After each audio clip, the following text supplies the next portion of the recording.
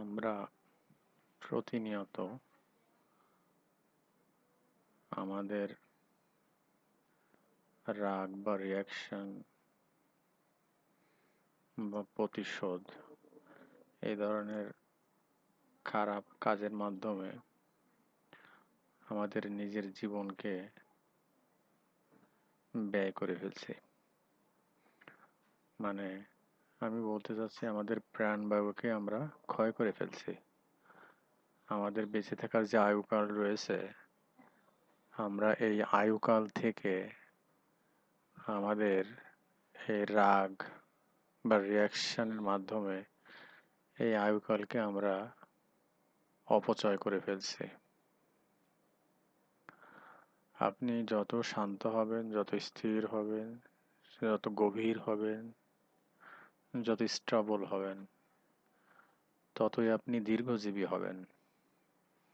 আর যত আপনি অস্থির বা রিঅ্যাক্টিভ হবেন বা রেগে যাবেন, তত আপনি আপনার ভিতরে আগুন জ্বালাবেন এবং তত আপনি আপনার নিজের শরীরের ভিতরে নিজেই বিষ প্রয়োগ করবেন এবং এই বিষ বা আগুন আপনাকে ধীরে ধীরে মৃত্যুর কাছে নিয়ে যাবে। আপনার যে প্রাণবায়ু আছে বা যে আয়ুকাল আছে, সে আয়ুকাল আস্তে আস্তে কমতে থাকবে। এখন প্রশ্ন হলো আপনার যে আমার তো রাগ বেশি বা আমি তো সবকিছুতেই রিয়াকশন বেশি দেখায়, আমি তো পারিনি এটা কন্ট্রোল করতে। পৃথিবীর সব মানুষের ন্যাচারাল ধর্ম সে রাগ করবে, সে রিয়াকশন দেখাবে। আপনি যদি এটা থেকে পরিবর্তন হতে চান, তাহলে পরিবর্তনের একটা প্রসেস আপনাকে ফলো করতে হবে। এটা এমনি এমনি কখনোই পরিবর্তন হয় না। পৃথিবীতে কোনো কিছুই এমনি এমনি হয় না। আপনি যদি বলেন হ্যাঁ, আমার আমি পরিবর্তন হব, আমার রাগ আছে আমি সেইটা কমাবো, আমার রিয়াকশন বেশি আমি কমাবো, আমি অস্থির আমি স্থির হব, এটা মুখে বললে কখনোই হয় না। এটা একটা প্রসেস আছে, এই প্রসেসের মধ্যে দিয়ে যেতে হয়।